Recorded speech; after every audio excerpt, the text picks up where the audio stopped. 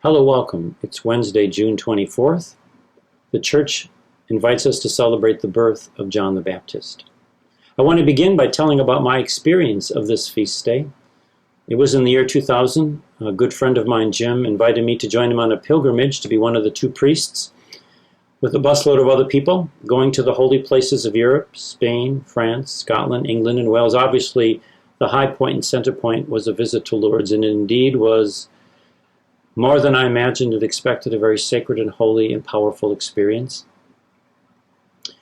As we travel from America to Europe, obviously there is a travel during the night and your first day, and then eventually you have a chance to get a night of sleep. And after the first night of sleep, I woke up to firecrackers outside my window in the morning, and I couldn't imagine what was going on, only to discover that the feast of the birth of John the Baptist is a big celebration day, a holy day, a day when the world shuts down to remember this great person. It never crossed my radar that it was such a special feast. In fact, I discovered and learned that it is only one of the three births that are celebrated in the church calendar.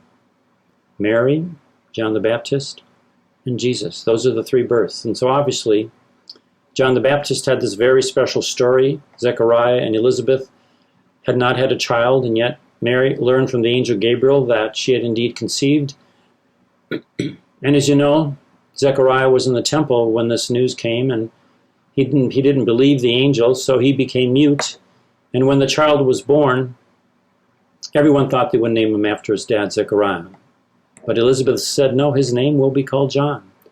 So they invited Zechariah to write what the name of the child will be, and he said his name was John. And then his tongue was untied and he could speak plainly. And people began to wonder,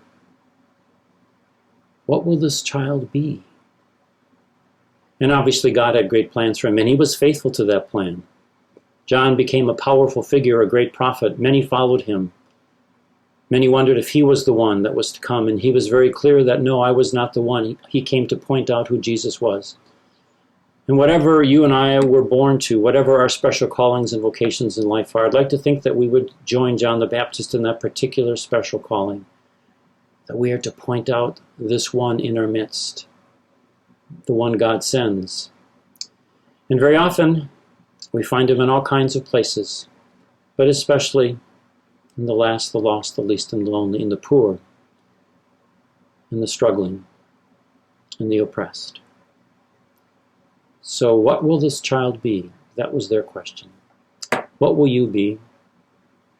What will I be? And perhaps the bigger question for us at Holy Apostles is, what about us?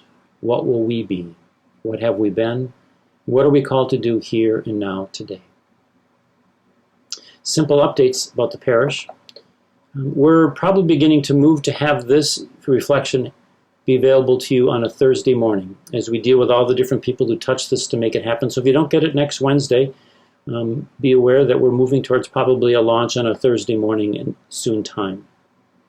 Also, next Sunday at 11:15 Mass, our 38 graduates from our grade school will be joining us for Mass at 11:15, which means over half of our church will be filled with our graduates. So if you have an opportunity to pray with us at another one of the Masses, I'd encourage you to do so that we can honor the guests that are there.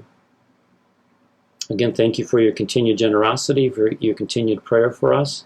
Continue to pray for Father Rule as we prepare to welcome him on the 4th of August. Our 9:15 Mass will continue to be live streamed, but feel free to join us for prayer on Saturday at 4:30, Sunday at 7, 9:15, 11:15, and our weekday Masses are Wednesday and Friday at 17. Be well and God bless.